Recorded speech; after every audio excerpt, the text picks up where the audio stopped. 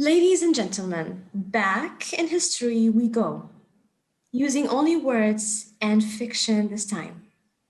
Sometime around World War II, basically in Germany, with two inspiring authors, Ulla Lenze and Hisham El Kheshen. The session is part of Abu Dhabi Book Fair, which is celebrating Germany as the guest of honor of this year, 2021. Highlight Germany and Germany-based authors and work of fiction today, thanks to the efforts of the organization of Frankfurt Book Fair and Goethe Institute for making this possible. Today, I'll be sharing and talking with amazing two inspiring authors. I would love to present them to you. Let's start with Ulla Lenze. She has been a writer in residence, and we will have a chat about that. This is very interesting, in Damascus, Istanbul, Mumbai, and Venice. In 2016, she received the prize of the Cultural Committee of German Business for her complete work, Up to Date. We will basically, in details, talk about her work of fiction, her novel, The Radio Operator. Her work has been translated to more than 10 languages. Thank you, Ulla Lenze, for being with us here. Our second guest is Hisham El Kheshen. He's an Egyptian author and novelist whose literary works include 2 short story collections and 7 novels. He's best known for his social history novel, Graphite, which was longlisted for the International Prize of Arabic Fiction in 2014. His newest work, Of the Gang of Liban, was published in 2020, is currently being tuned into a movie. We will talk in details today about his fiction novel, It Happened in Berlin. I will be the moderator, Eman AlYousuf. I'm an Emirati writer, researcher, and lecturer in cultural diplomacy. I have published 3 novels and 3 short stories. Hello, Mr. Hisham. Hello. Hello. Hello. Great to be here.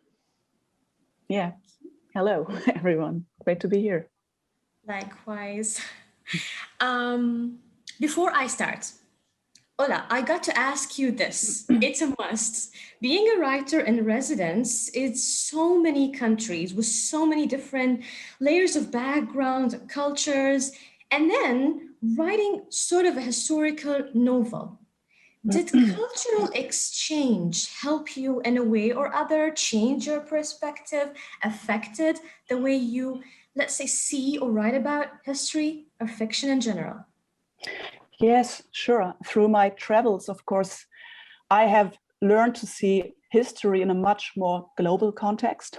And my books, 5 novels so far, have always been characterized by characters who go out into the world, often as a means of self-recognition and better world understanding. So the books are all very different. Sometimes they are about artists, about globalization, death and mourning, or a German migrant in the Nazi era in the United States. The character always moves away from the familiar environment and exposes himself or herself to the foreign. And through this, something gets going, a development or a drama. The fact that I have personally traveled a lot in the world, not only as a writer in residence, but also privately, is both a consequence of these books because I got invited so much, and also a way of being that inspires writing, because the two are very much related. Because in literary writing too, one moves out of the familiar into the unknown. I love the way you put it. And this just takes me to the next question, what I really want to know from both you and Hisham. You both wrote historical novels. And I want to know more, and even all the people who will be listening to this session, historical novel or fiction versus contemporary novel. Through experience versus challenges, how do you see that? Now, let's take this in general, and then we will talk more in details. And the mic is all for you and Hisham. Please feel free to answer. Ulla, you go. Ladies first. Yes. Okay. I must say, until I wrote a historical novel myself, this genre was pretty much ignored by me, because why should I occupy myself with a fantasized version of the past? I'd rather go to the museum or I read books of that time itself. And behind this, I think, was an ideal of authenticity that wasn't thought through to the end, which assumes that only what one sees him or herself, experiences oneself, can be told. But even with our so-called own material, we filter, we select, we reshape, we reassemble. So indeed, we appropriate a material artistically. And since the past almost always has an effect in the present, an artistic updating by later generations is not only legitimate, but also highly interesting. But myself, I first had to understand this in order to be able to put aside my inhibitions and reservations. I love that. Hisham, please. Well, you know, writing historical novels is like, it has this adrenaline push, because once you start working on it and you start researching, and basically it's, if you want to write the right historical novel, if you want to convey what you find out, because you find out a lot of things, and the research is, like I said, is hectic, but it's also very enriching, because you actually don't move history to the future, but you move back in history, and you live and envisage and envision how those people were working and were living. And the amount of detailing, even for your made characters, for the characters that you create and you write about, the amount of detail, if you want to reach a good level of success, is amazing. And in order to reach that detail, you also have to be very careful, because history is told in so many voices and in so many ways, and you have to identify, or perhaps sometimes you have to use more than one way or more than one voice that you reach and you found out. In a way, when you're relating that, you may choose, and your characters actually may choose to relate untold history. They're really not untold because they are there, but you have to dig for them. And this is an amazing journey, if I say, because you start with certain presumptions, and as you dig down, you find so many variations that are usually, you get out of the trip so enriched. So it's a draining but a lovely journey always to write historical fiction. I like how you put it into the form of journey. I mean, we started with the journey of geographical journey with Ulla traveling, because as a writer, and before that as an exchange writer in residence, we are here talking about journey, geographically or historically. And as a writer, I think you would go through both of them most of the time. If we may dig a little bit deeper, reading history, how did you deal with that? Again, as writers and as readers, people who are affectionate about history and historical fiction or writing, people deal with history differently, and they deal with novels about history also differently. Ulla, did you face any challenges researching and compiling about that specific era, about those characters? Let's get more into details, and I want to know exactly how did you start researching, what inspired you, and then I'll walk you through with Hisham also. How did you dress up your characters? How did you play around with everything? Shall I start? Yeah. So you asked about the challenges, or when I do the research. Yes. Well, my novel, The Radio Operator, is based in the Nazi era. So that posed very special challenges, because aesthetic and dramaturgical aspects, they must not be allowed to run riot, in the sense that historical revisionism suddenly sets in. Yeah, we certainly have a responsibility here. So it were like two jobs that I had to handle. The one was like that of a historian, to convey a political correct narration of that time, but as well do justice to my characters who have their own lives. And there's a certain dynamic in writing always. So to bring this together was quite a challenge. Yes, yes. I'm 100% sure. Yeah. Ulla, do you research a lot in history books? How did you research costumes? Did you go further to that, like psychological effects of the characters? Definitely. Like also Hisham says, it's a complete journey into the past, and you live in that time. It was to the point that my boyfriend, was saying, I can't see those. I kept watching films from that time, from the 30s and from the 40s, and he was like fed up with having to watch that with me constantly and nothing else. So what I did actually, I read a lot of books on that subject, which I had to order from the United States, because my subject, it's about the secret service of the Nazis during Second World War in the United States. And in Germany, there is hardly any material on that. So I had to order the books from the United States. What I did was I went to the United States myself, to New York. I did research over there. And I also talked to historians and Secret Service specialists to just be sure what I'm writing is not crap. So that was very important, because I'm not an historian. I'm an artist in the end. So yes, I really took it very, very seriously, that job. Wow, and I think this is amazing. This is what makes our job as writers really interesting. And as Hisham was saying, training. You are training. You're living these characters in that era. Hisham, what about you? What were the challenges? How did you train yourself in research? How did you start? Well, one of the main challenges was the movies. All I was watching were all in German. So I had to work around that. But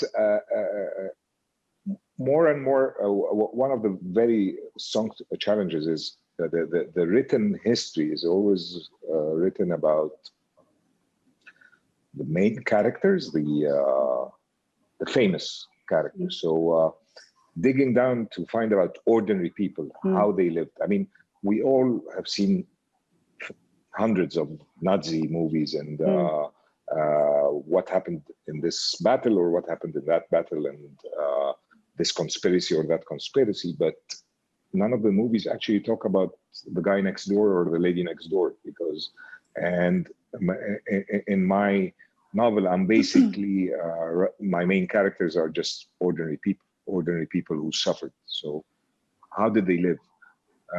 How did they come to believe? Because that was a main thing, and how the media played around and, directed brains. Because again, when you're talking about Germany, you're talking about a very educated nation. And it was at the time. The amazing thing is that someone was able to sway a whole nation into a certain direction and get away with it for a long time, by the way.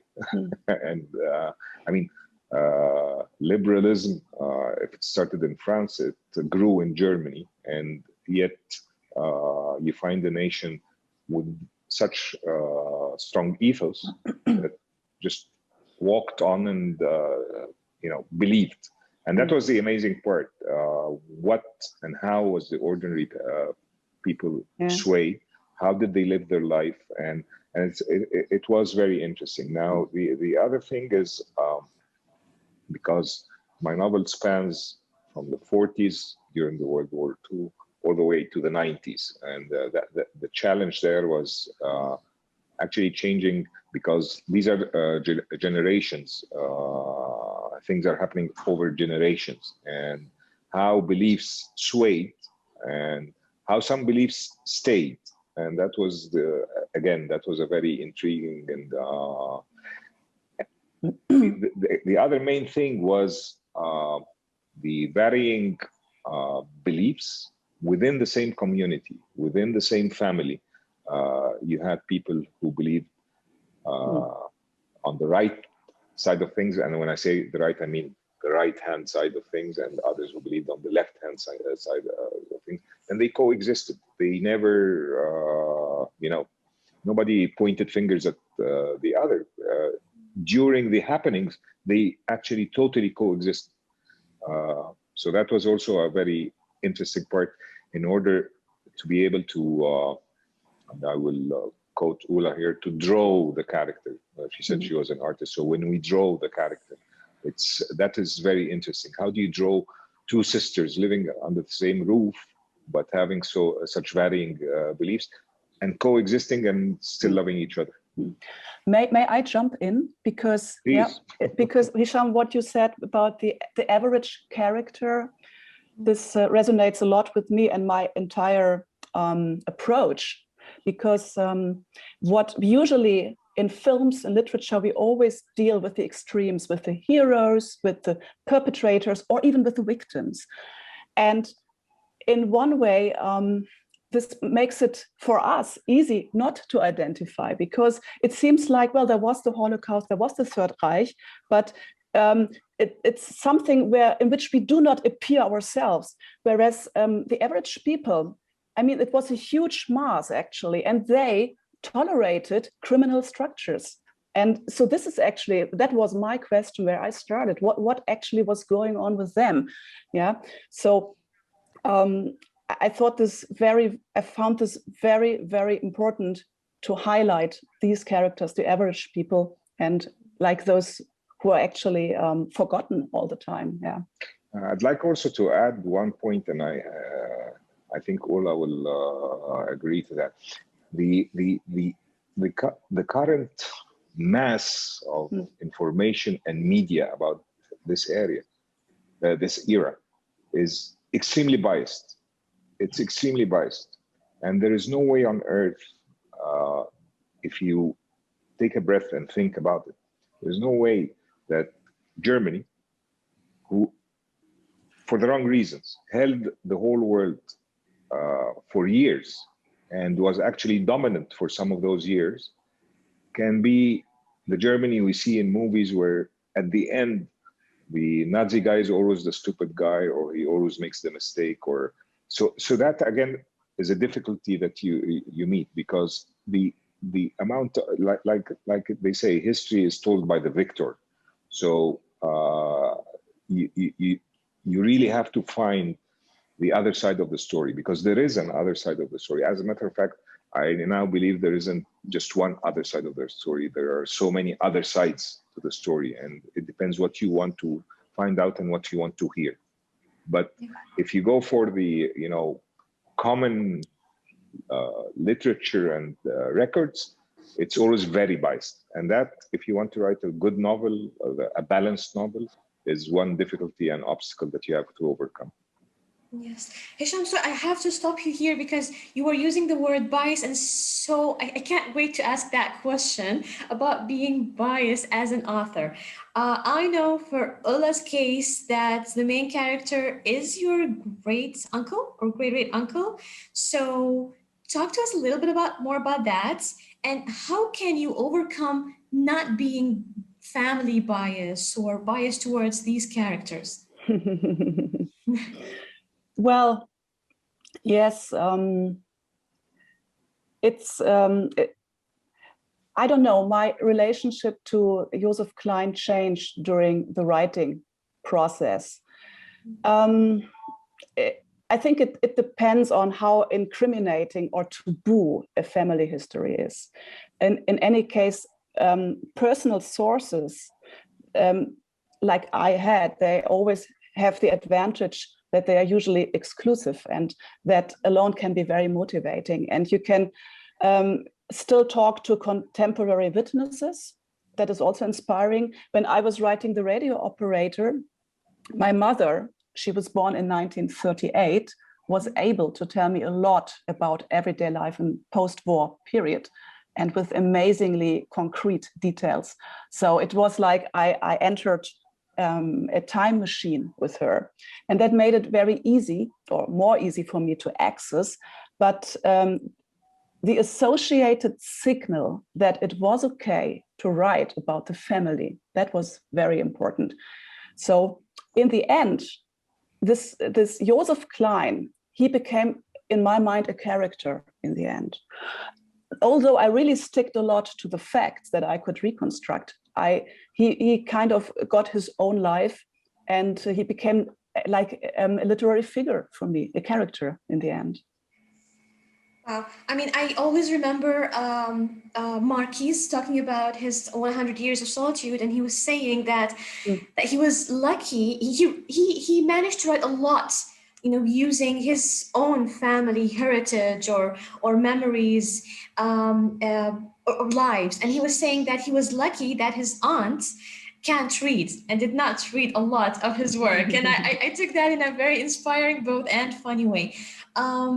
I'm glad you had this deep connection with your great uncle, on the basis of historical family and also, as you were saying, fictional character. So many levels, and this would be showing a lot on the fiction work, even for the readers. Hisham, on the verses of having one character for the family bias, you have 5 ladies in your work of fiction, and I managed to fall in love with all of them in a way or another. And before we go into those characters, those amazing 5 women, why, I may ask, why was not Egypt a very huge part of your work? I mean, it's mentioned with the character Layla, right, in the auction, but that's it. Well, if you read my first notes for the novel, Egypt was going to be the great part of the novel. We had a lot of Germans in the 60s who fled Germany. They came to Syria and Egypt, ex-Nazis. They actually played quite a few roles with, interrogation systems in our countries and setting up, intelligence units and so on. So actually my first points or my first storyline involved that Lillian would come to Egypt, and then she would hide her character. She would live in Egypt, and then that would be discovered later by her daughters, and then this would be the main.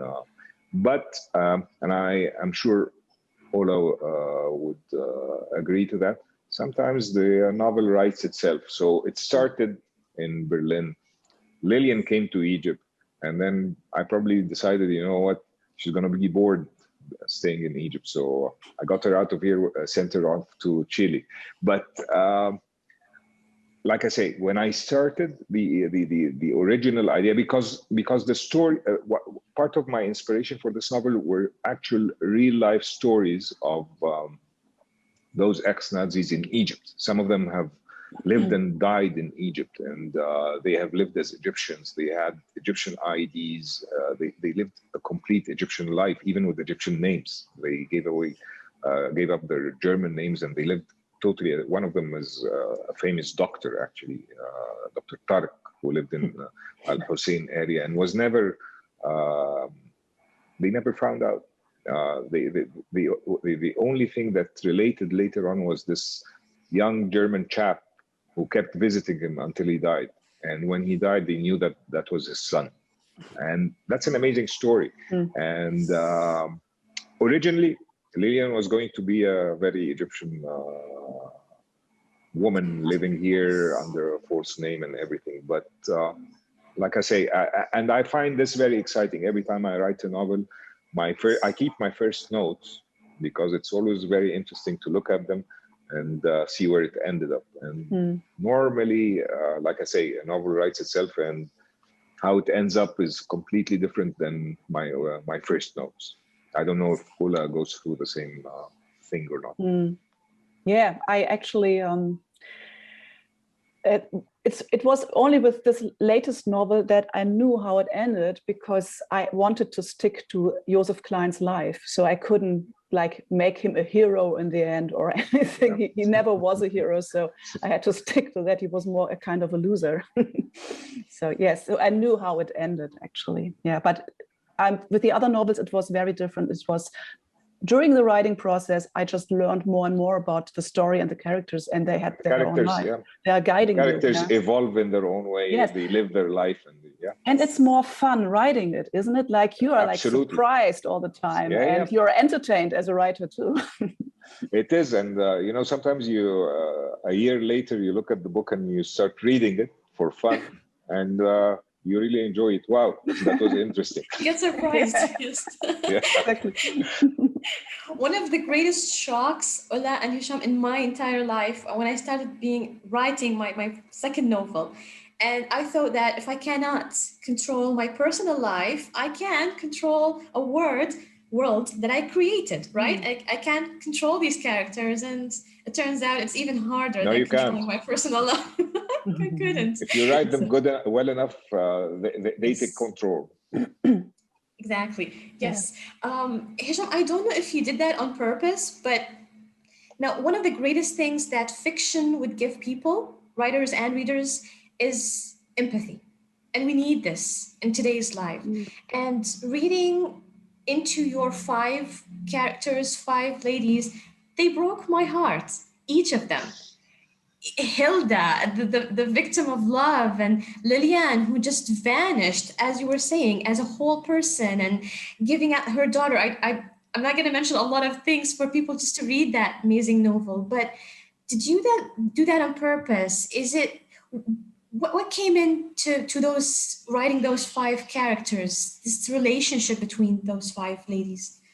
Actually, apart from the blood relation, I mean, they are sister, and then cousins, and there's only one character that is not blood related, but she's a neighbor. So, but my whole angle was writing again about the suffering of the common people, and the suffering of common people for things they had no hand in.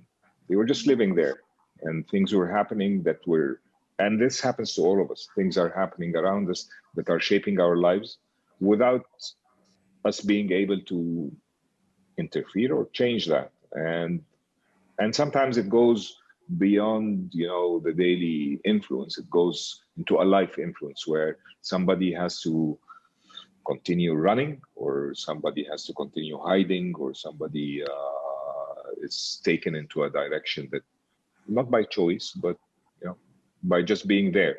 It's like we say, some people are very lucky for being there at the right time for a particular chance. Some people are also very unlucky to be there at a certain point in time, because you know, they get overwhelmed and swayed, and their life changes for no fault of theirs. They did not actually have anything to do with it. That particularly happens with Hilda. She did nothing. She was just there. And Greta, her daughter, both of them, they seriously just happened to be at the wrong place at the wrong time. Well, Hilda lost everything. I mean, maybe I connected with Hilda a lot, but and her daughter Greta, and this takes us to another question about Greta, about the fact that a lot of athletes at that time took steroids, and we talked about what humans can do to humans. Yeah. So yes, so I realized that both of you, Ulla, and you talked about people suffering, and that if we realize really that history is all about events, but historical novels or fictions are all about people and humans. But if you can elaborate a little bit more about Greta, what did she symbolize? That was that her fault? What did you want to say through Greta? Greta was, if you want, a victim of the East German era, and now we're finding out we knew there was criminal actions happening against the people, but now we're finding out even more and more and more. And in Greta's character, I chose that she's an athlete because the elite of the East German society in the 60s and the 70s and the 80s, until the Berlin Wall was out, for propaganda reasons, were there athletes. I mean, you had this very, very small nation who went to the Olympics and, always came third after the USA and the USSR at the time. And you find East Germany up there, not West Germany, but East Germany. And they're competing, and particularly their women athletes were amazing. And then now we know that they were giving them steroids from a very young age, and they spoiled their life. Now, the human line here was when Greta was being given steroids, she was living a life of a champion. And little did she know that her life was actually being destructed for a propaganda reason.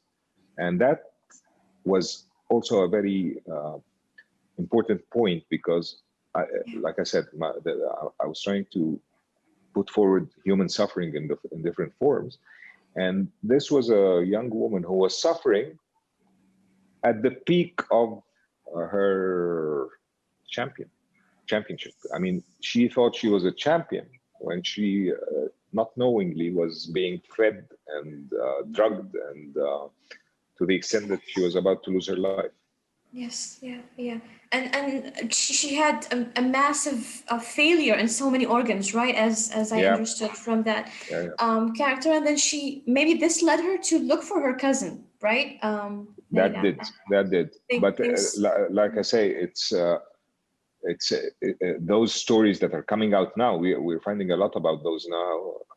They are as bad as Holocaust, as bad what people do to people from places of power is bad anyway. So it's bad in East Germany, it's bad in the World War, it's bad for the Holocaust, it's bad currently in different areas of the world, and so on.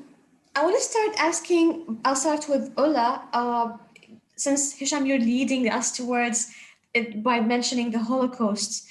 The Holocaust is one of the most tragic events of history. It's very painful. And it has been mentioned differently from different angles, if I may say so, in a lot of dramatic work, cinema and books.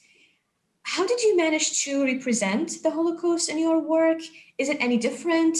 Does that research and write made you look into it differently? My approach was that of my character's perspective. And in this case, it was a very indirect approach. My character, maybe I could just elaborate on him. Yes. He was a young man from Germany who went to America, that was in the 1920s, but not to live the American dream, to live a very modest and simple life. And his hobby was the amateur radio. And through this, the Nazi Secret Service in the USA became aware of him, and he lets himself into their services. Although he is actually he's not really convinced of what he's doing, but he is a kind of passive and ambivalent character. So he's like one of the many Germans who supported the criminal Nazi system, and he never took responsibility. So I'm approaching that huge subject, Holocaust, from the periphery. Like, I'm not even in the center, I'm in the United States, and showing a German migrant in the United States who get caught anyway in that net and becomes a follower. And so I'm showing actually his mechanisms of self-pitying himself and turning himself into a victim, and all that, I say, bullshit that is going on to defend one's actions. So this is what I'm doing, because I'm strictly narrating from his perspective only, which was a huge challenge. And in order to have a balance, I had to put other characters into the novel as well, who have a better overview about the situation in general. So this is my approach. And actually, I think I would never be able to handle it, to write directly about Holocaust. It's I don't have the capacity to do that. And sometimes looking at it, Ulla, from another perspective, as you were saying, maybe from the US, would also give it a strength, would also give it a different depth than the one that we are used to. And this is the power of art, the power of your pen and words as a writer and as an artist too. I totally agree. I will be back asking you some kind of questions about Joseph even more to elaborate, but I want to hear first from Hisham regarding the Holocaust in your work. Again, like Ulla said, first of all, there are people who survived that, who are more capable about writing that. It has been written in several ways and forms. So it was not for me. Again, the Holocaust, in my novel, I will use what Ulla said was peripheral. So it affected my characters indirectly, not even directly. One of the characters, which is imaginary, which was Lilian, was just a secretary in a big office with Eichmann. So we had to tell a little bit about the Eichmann story, but that's it. I did not go into the camps or the. I didn't have to do. I didn't need to do that. So again, the Holocaust was peripheral, and however, it was central later on in the novel in trying to show that there has been through history so many Holocausts. It's not only what happened in the World War II, and if you can go and look at what happened to the Red Indians, you can go and look at what happened to the Armenians, and history has so many massacres. To put a general title, it has so many massacres that involve millions and millions and millions. And it depends how strong you are with the media. So one comes forward and one stays behind. Only a month ago, the US decided to acknowledge that the Armenians were massacred 100 years ago. So it's a world that, by choice, we choose what to identify and acknowledge and what we don't. So it was, again, I like what Ulla said, I will use the word peripheral. It was peripheral to my novel only in as much as it affected my characters and their life.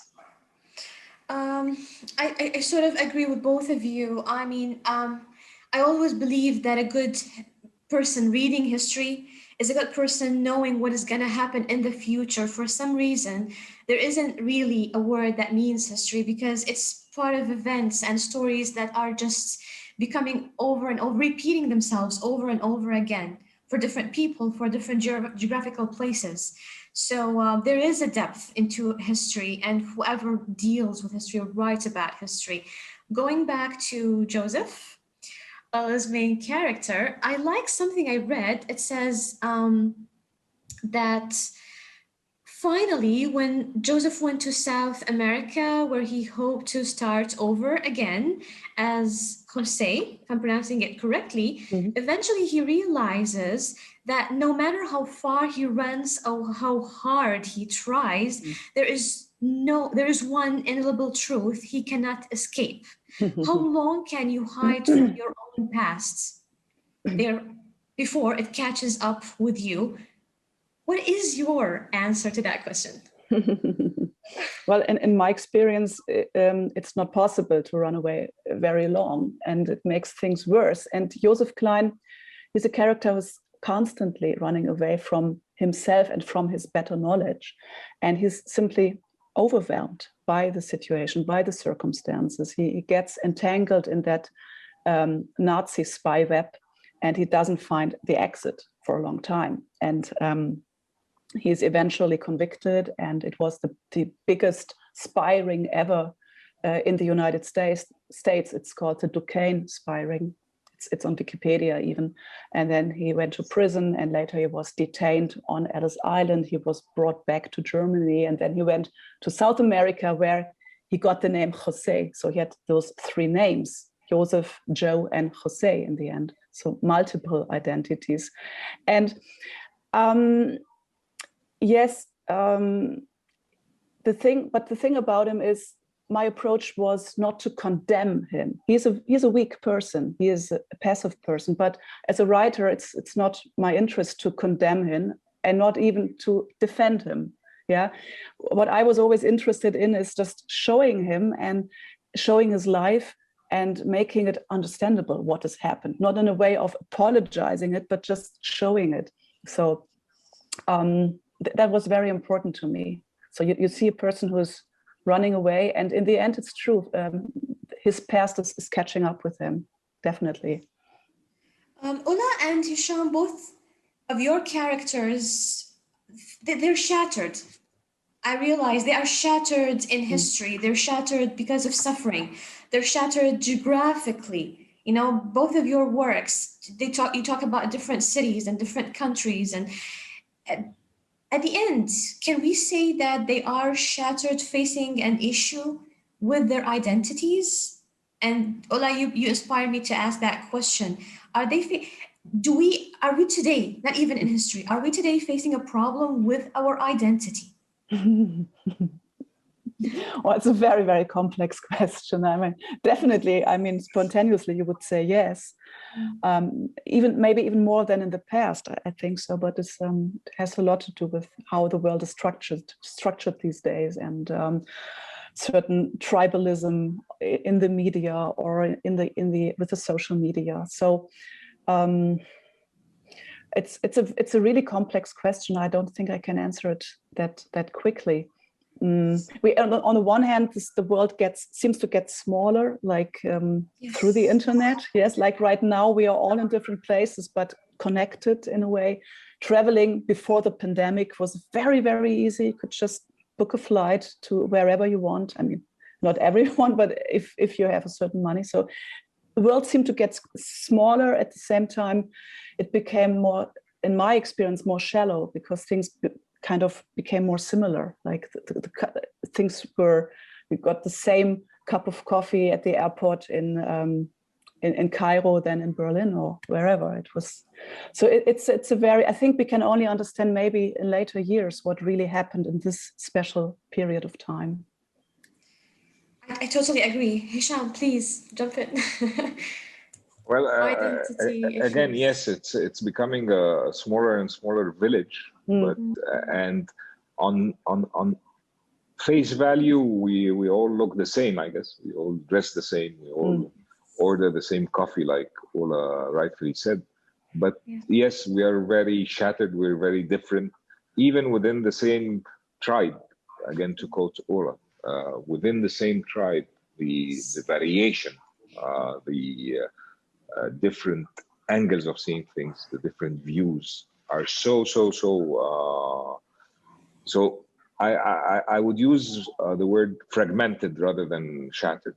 So yep, I think we were all very. I can possibly meet up Ulla and we can sit and talk for 5 hours, and at the end of the 5 hours we would feel very close. But yet we're very different. We come with so many different beliefs, so many different views on the world. So yeah, even though it's becoming one small village, it's a very fragmented village from within. Hisham, smart enough. You actually talked about that in your fiction, in your novel. I mean, I feel there is a lot of symbolism in the idea of that priceless Stradivarius violin. You talked about ownership. Now they share blood. They are family. They own one priceless violin, but they don't share ideologies or ideas or beliefs. And here where they come in different. I really want to hear from you more about this. Why this idea? And in such a timely course of era or time recently, are we sharing? Are we sharing lands? Are we sharing ownership, but not ideas or beliefs? Is this something we should look more into it? You've hit the bullseye. well, it's a very precious violin, like a very precious piece of land to some people. Yes. And this precious violin is actually wholly owned, non-disputable by some people. And then some other people decide that they want a piece of it. Yeah. And eventually they try to take all of it. So yes, the symbolism is there, and the symbolism was meant, actually. Yes. But again, that's the way of the small village we live in. I mean, everybody's looking at what the other guy has, or and everybody wants to have a stake of what the other person has. Every tribe, I love the word tribe. Ola used the tribal thing. So every tribe is looking at the tribe next door and trying to see what can they take from them. It is a very tribal approach. And actually the Stradivarius, and apart from the symbolism, it started the whole novel, because back in, I think it was 2013 or 2014, way before I wrote the novel, there was this piece of news that there was an auction and a Stradivarius was sold for, I think, $12 million. I didn't know what Stradivarius was. I didn't know, and I decided, what, a violin for $12 million? And the guy who bought it actually bought it and then lent it to a very famous violinist so that he can play on it. And I mean, he probably has millions and millions of dollars to be able to do that. But the idea was kept in the back of my mind, that there are some things that are, to me, to you and to Ola, I mean, even if you have the $20 million, I don't think you'd ever go and buy a violin for it. You would always look at it and like it. You'd always look at it and think it's great, but I don't think you would put the money behind.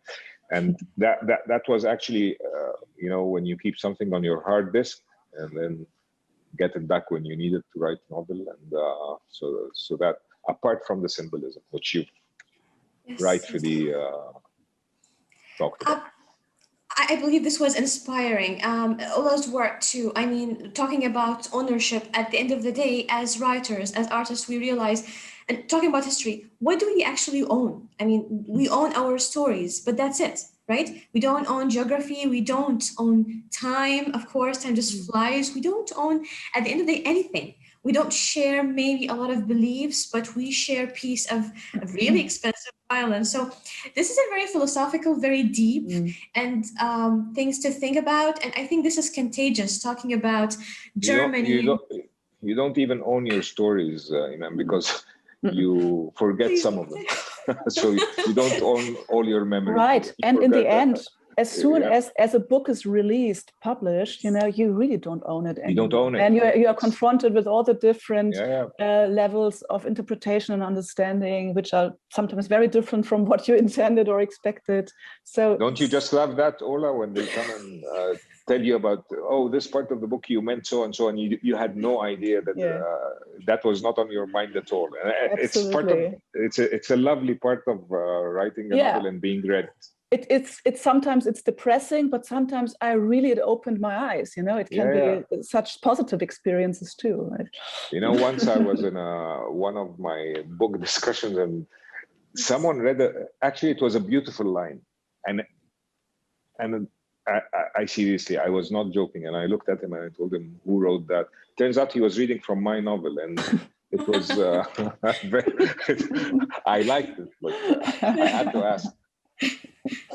Like, I'm really glad that you are looking positively into that, but this, in my case, it's not always the case. I mean, in one of my second novel, it won the first prize of Emirates Novel Awards, and I had a book discussion after that. And one of the ladies attending that discussion, she was very enthusiastic, and I appreciate that. She's in love with the book. That makes me happy. But she's like, please, she took the mic, and if you don't mind, can I read a different ending to your book that I wrote?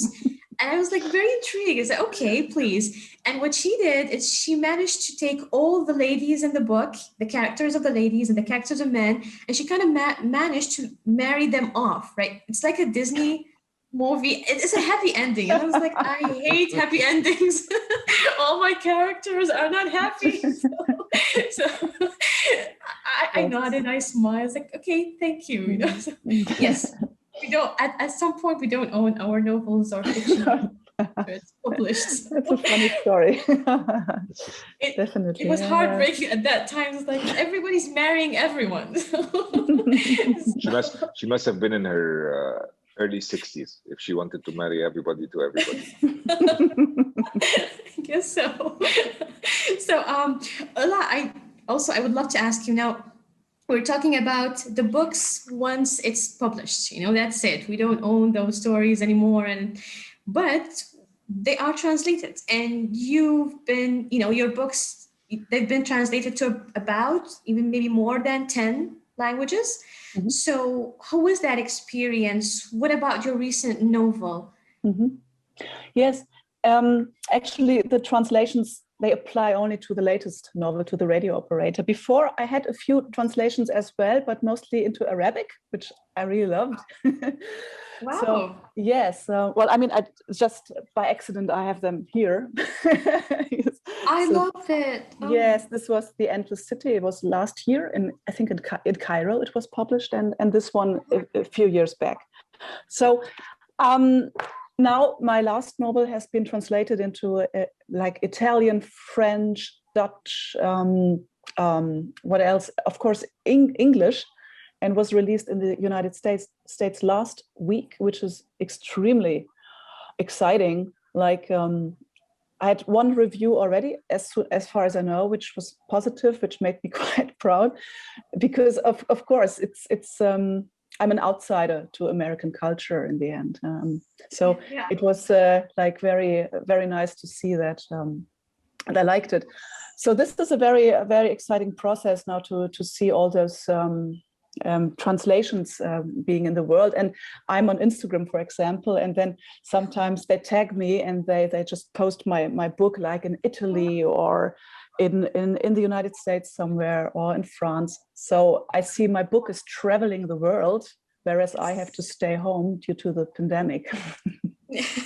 That's a very inspiring way to look at it. And congratulations. Thank you. I will look really hard for the books. I personally would love to have them, and maybe someday we will meet and you will sign me a copy. And that's this is, I mean, I coach, I research, I teach cultural diplomacy. And a really important, very sensitive issue when we're talking about literature is translation. I'm sure all of us, Ola, Hisham, we read a lot of translated work. And thus, I can't speak, for example, German. I read a lot about German philosophers, translated works to Arabic and English. So I hope we work really harder. As you were saying, we are sort of imprisoned geographically in our places because of the COVID, but our words can travel, can do that for us. Hisham, what is your experience so far with translating your works? Well, my only novel that was translated is actually, it happened in Berlin. It's in French, Adieu Berlin, and it's also getting. It's always very exciting to wake up and read a review by a French person in Paris who has just read the novel on Kindle and putting some good words for it. The experience again with translation was very interesting because it was now we're very good friends, but the translator when she started, she actually was not just translating, she went into, like, she was writing the whole novel again. So she researched again, and we had so many discussions going forward as she translated. I read very little French, but I understand that the translation is really fantastic. It's being recommended for a couple of prizes here in Africa and another in France. So it's amazing. However, I just wait for my luck. I mean, I have a novel that is turning into a movie, which I think is a great thing. I hope one day it happened in Berlin would be translated into German. At least when I was writing, I thought that would be an interesting novel for the German people to read. But just wait until it happens. It was translated into French, which was a big surprise. I never thought it would be translated into French, but there was this lady who read it in Arabic and loved it. And then she called me and she said, would you mind if I translate it into French? I told her, well, of course I don't mind. Be my guest.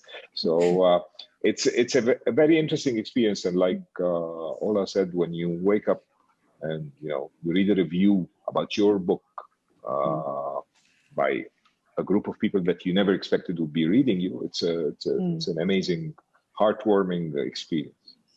Yes, I totally agree. Although turning the book into a movie or a work of drama is a very, very challenging. So the best of luck with any translation of those two novels and any of the other works. Again, I really so highly believe of the importance of translation. A lot of great, amazing writers are to be heard and to be read all over the world. And this only gets us closer together.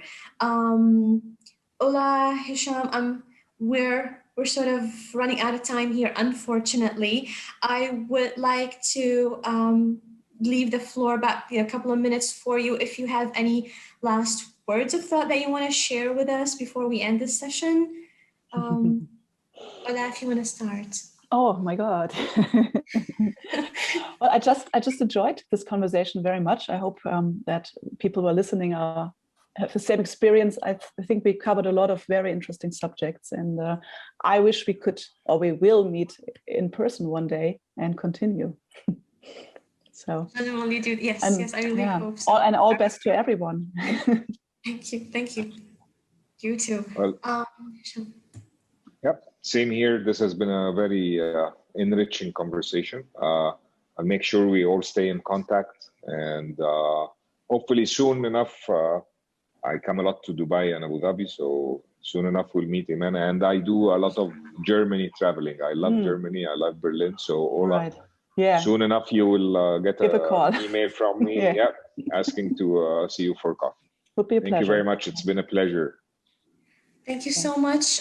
We had a really inspiring two guests. I studied cultural diplomacy, by the way, in Berlin. So, and I've always had this very nice relationship with German books and philosophers. And there is a lot of thought that Germany has spread to the world. So here we are today. And quoting Goethe, he said, "Few people have the imagination for reality." Coming to all of you people from different historical eras, talking about history, stories from different time zones and geography. Thank you so much for having us. Thank you so much for watching and listening. Thank you for our guests, and thank you for the organizers. Thank you so much.